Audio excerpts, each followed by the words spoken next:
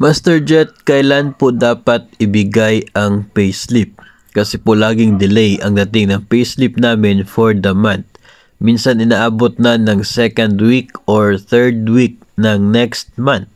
Tulad ngayon, wala pa ang payslip, wala pa ang month ng February na payslip. Sa inyo po ba mga master ay gaano po katagal bago naging available yung payslip po ninyo?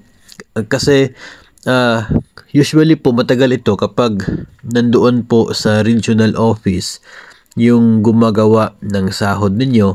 So doon po manggagaling yung mga payslip ninyo galing po sa regional office.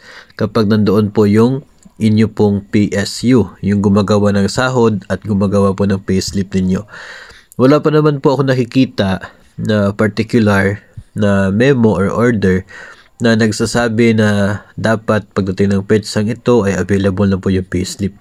Pero naiintindihan po natin yun mga master na mahalaga na maging available kaagad as early as possible itong mga payslip. Kasi nga kapag tayo po ay pumupunta sa mga PLIs, kapag tayo po ay umuutang, nagre-renew, ay latest na payslip yung hinihingi.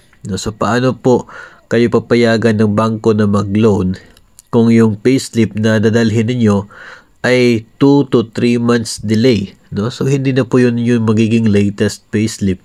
So yun po yung isang factor, no? Isang problema din na kung bakit marami yung nagnanais na sana mas maaga yung pagdating ng payslip.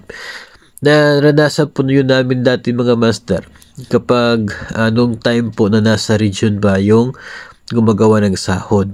Kasi nga ay hindi naman po sa lahat ng pagkakataon ay may mga personnel from the division office na makakapunta agad sa regional office para mag-pick up ng mga payslip na yan. And pagdating po sa division office ay kailangan pa na i-segregate po yan papunta sa iba't ibang mga district offices, iba't ibang districts, and from the different districts ay i-distribute na naman po yun, i-segregate pa yan, depende po sa mga schools bago po ito makakarating doon particular sa mga teachers.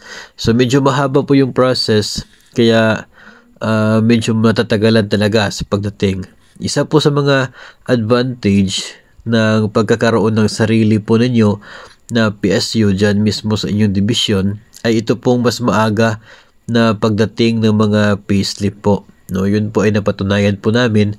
Kaya siguro one of these days ay yung iba't ibang mga regional at iba't ibang division offices ay magkakaroon na rin ng sariling PSU hopefully para mapalapit po yung mga transactions related sa sahod at maging yung pag-release ng mga payslip ay magiging mas maaga. No, so I'm not sure kung ilan po mga rehiyon yung kasalukuyan pong dependent pa talaga sa regional offices yung mga sahod nila, pero sana one of these days po ay ma-download na, no, or mapunta na doon sa mga division offices para mas mapakinabangan po at mas advantageous po ito para po sa mga teachers na matagal maabutan ng kanila pong mga payslip at matagal po mag-reflect yung mga changes pagdating po sila mga sahod kapag doon pa sa regional office yung pagpaprocess nito.